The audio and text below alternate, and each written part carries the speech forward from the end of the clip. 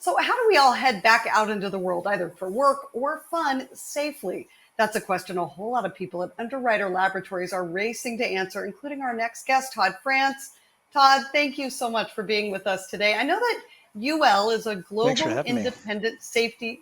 Yeah, we love having you here. Now, UL, I want to just mention this really fast before I throw out my first question here. UL is a global independent safety science company with more than a century of expertise, helping people everywhere go to work a little more safely. So, obviously, we haven't dealt with this size, width, breadth, depth of a pandemic before. What's your biggest concern as we head back out into the workplace? Yeah, the UL mission is making the world a safer place. So never has that been more true than now. So our goal and my particular role at UL is to work with our partners in mostly the restaurant industry so that they are able to develop their plans, their procedures, the policies, everything they need to be able to feel confident when they're able to both do takeout. Some restaurants have, as you know, stopped that completely. Others are getting back into that as they go and learning, reinventing on how they do that. Others at some point are going to reopen the doors to dining and it's going to look very different. We just want to make sure that when they do that, they're comfortable that they're providing the safest environment possible for those guests who are coming through the front door to dine out. So that's kind of in a nutshell, where we're going with it. What does safety look like right now?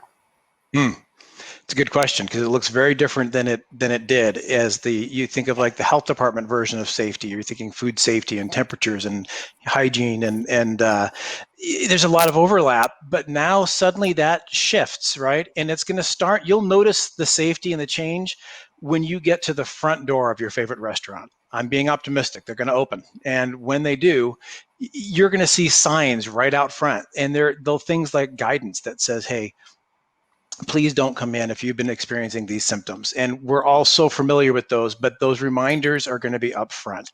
You're going to experience it different when you walk up to the front counter even. You might have a piece of plexiglass between you and the host or hostess who's going to seat and serve you.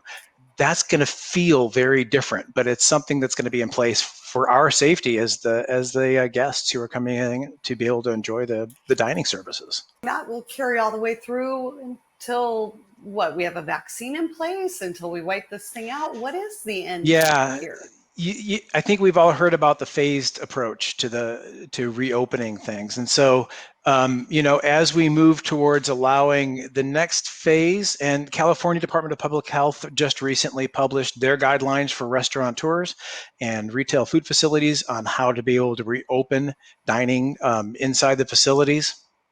And that's that next phase, right? Each jurisdiction, each county is going to have to adopt that at their own pace based on how the rates are in their area and different parameters. So that's going to be tricky, and it's going to be a stagger start, quite honestly. I mean, I think right now there's about 3 counties in the greater Bay Area that have opened up to dining. In Southern California, you've got Orange County that over the weekend opened up pretty quickly and just went with the CDPH guidelines, and you got LA County that's taking a more measured and cautious approach. So we're going to see a wide variety depending on even what county and what jurisdiction we're in on the pace of reopening and that phasing in. It could take a while though. I've heard predictions, and I'm not the expert on how long these things are going to take. So I think we've all heard the same predictions about it taking, well into the next year before things resemble what they used to. Should there be mandatory health screenings and mandatory that you wear a face mask or some sort of face covering? Yeah, that's absolutely out there. And there's a fine line that we have to play with that, right? Because as a restaurant operator, if you've got employees coming into the business, there are certain laws in place to protect your health information and the privacy of that. And so it's more about some external factors. And, the next time you go to a restaurant, the chances are that employee will have been screened and some form of screening. Now that can be before they even left for work. They filled out an affidavit and they checked their own temperature, and they, reassured their employer that they don't have any of the symptoms that would trigger their need to stay home. To a lot of, our clients are working with their employees as they show up at the back door. They're doing temperature screenings right there before they even come in. We don't see these things being mandatory for guests at this point. The signage in the front, the strong recommendations, so it's not legislated, but it's strong recommended that even the guests coming in will be wearing the facial coverings that we're all so accustomed to now, all the way out to their tables until they're seated. And that seating process is going to change too, right? We're used to coming in and you kind of pick the table and maybe, oh, there's an open one. I like that one over there. Probably not so much anymore. It's going to be very designated. You'll see tables either completely missing from your favorite spot that you used to go to. Hopefully it's not your favorite window seat, or they'll be taped off, or the chairs will be removed, or you'll see half of the chairs removed from this table so that the closest chair is at least 6 feet from the closest chair at the next one. There's a lot of shift coming. Todd, I have to take a flight for work. I have to fly and travel for work.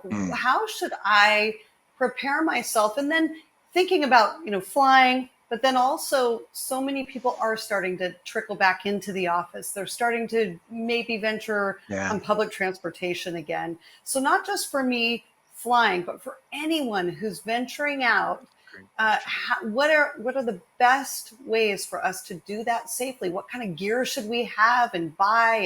And, should we wrap ourselves in plastic from head to toe? What should we do? Yeah, I don't think it's at that yet, but I think the general guidelines have remained pretty consistent actually on those points, even as things relax and we move into ongoing phases of opening up businesses and travel and things. So face covering is with us for the foreseeable future. Health orders may back off on that at some point, but the face coverings, the general cloth, please keep the more surgical type, the N95s that we've been hearing about. We still want to leave those for our medical professionals, our first responders, the people who are really right in the thick of things. Those medical grade N95s are still reserved for them. For the rest of us, that basic cloth face covering, there's great guidelines both on California Department of Public Health website, and CDC have put out even how to make your own at home. So there's not a whole lot of excuses to not have some form of face covering. Social distancing will continue with us. Yeah, go ahead.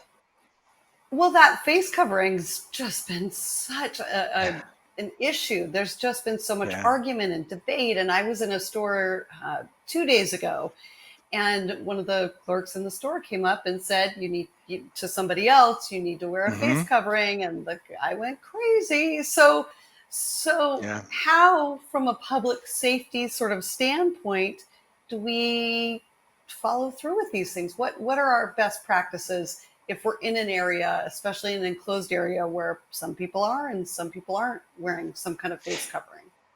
Yeah, this is where the choice really becomes personal. And everybody's going to take a different approach to that personal. I mean, my daughter, who lives there in the Richmond district, has yet to eat out and go take out at a restaurant. But the neighbors in the flat just above her that's all they do.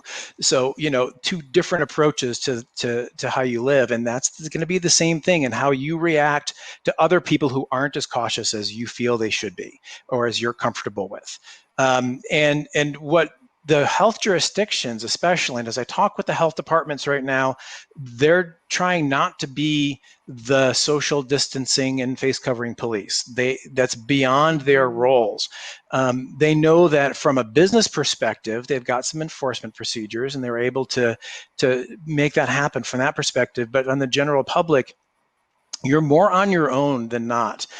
When you go into a location and you see that the protections that you would want to have in place to make you feel comfortable aren't taking place, you've got to make those decisions for yourself. There's just no way around that at this point. And we don't have the hard and fast rules, so there's the enforcement aspect of it is just not there. I know that some companies are looking at having employees wear some sort of tracking device, and maybe an alarm goes off if they get within 6 feet of somebody else.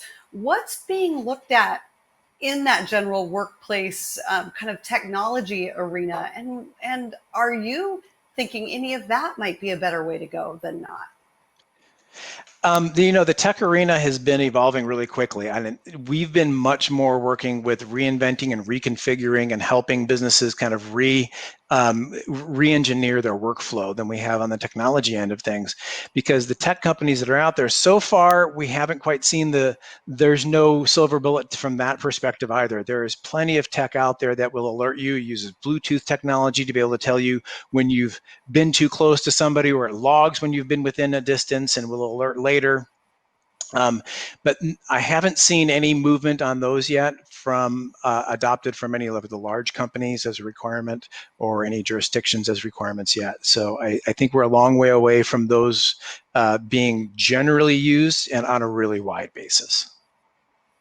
Okay, let me just pivot for a quick second, get a little personal. Okay. What's your biggest takeaway, Todd, from this great pause? What will you leave this time sort of really having been struck with?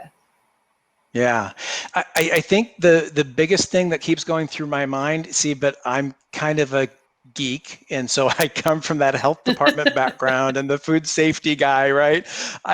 Give me a thermometer and something to take the temperature of, and I'm just happy, right?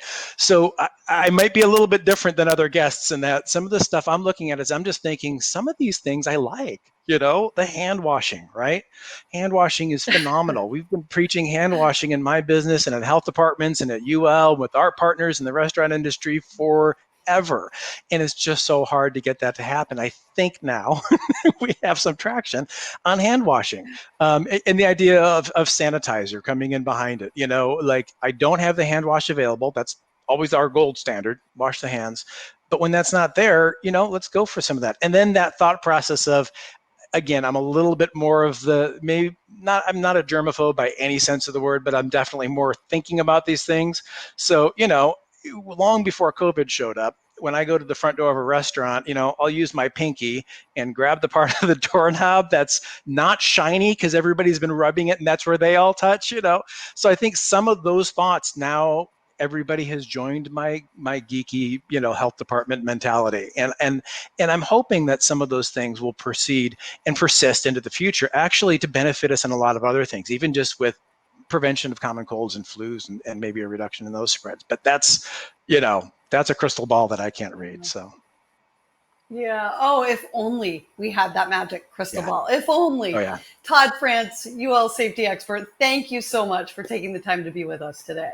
Thanks for having me. I really appreciate the chance to be able to interact and talk about where we see this going.